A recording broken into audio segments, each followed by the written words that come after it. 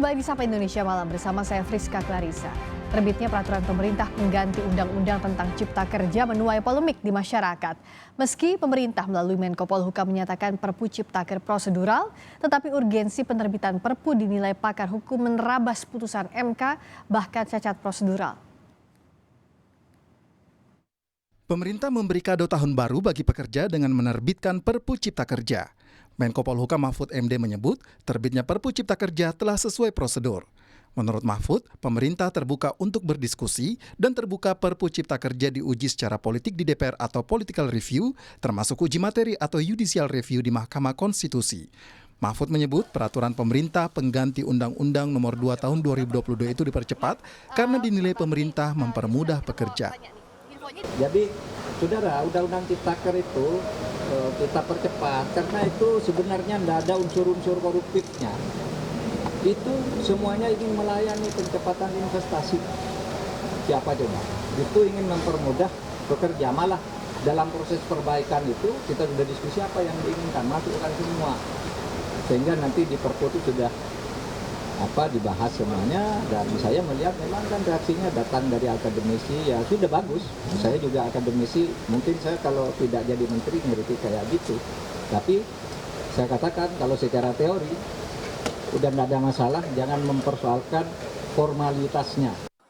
Selaras dengan itu, Presiden Jokowi menganggap wajar terkait pro kontra produk hukum atau aturan tertentu.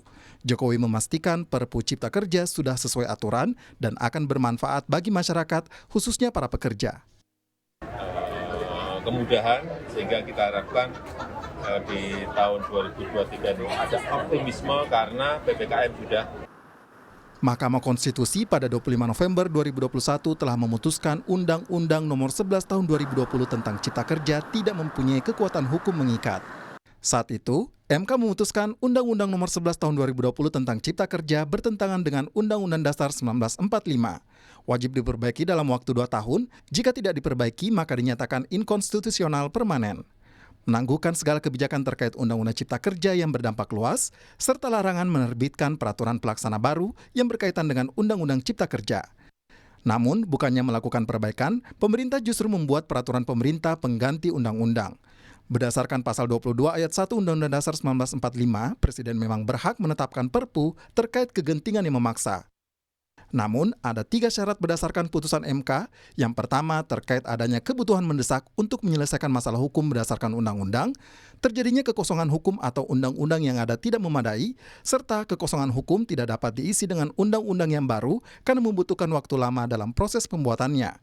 Pakar Hukum Tata Negara Bivitri Susanti menilai Perpu Nomor 2 Tahun 2022 terkait pengganti Undang-Undang Cipta Kerja, cacat prosedural dan akal-akalan pemerintah. Kalau menurut saya sih ini akal-akalan pada hukum tata negara Indonesia.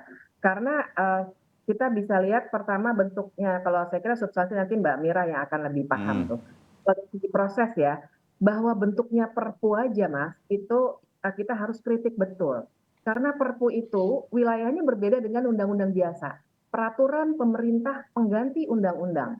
Materi muatannya memang sama dengan undang-undang karena itu bisa digunakan untuk menggantikan undang-undang, tapi Perpu itu dibuat untuk kegentingan memaksa, bukan memaksakan kegentingan gitu ya. Jadi kegentingan memaksa ini tidak ada. Dan kita harus ingat para pendiri bangsa ini ketika merumuskan pasal 22 Undang-Undang Dasar itu berpikir dalam konteks hukum tata negara darurat. Jadi kita mesti melihat harus ada situasi yang betul-betul katakanlah kalau perpunya nggak keluar pada hari ini, besok Indonesia akan bangkrut atau akan musnah, ada bencana alam luar biasa, harusnya begitu.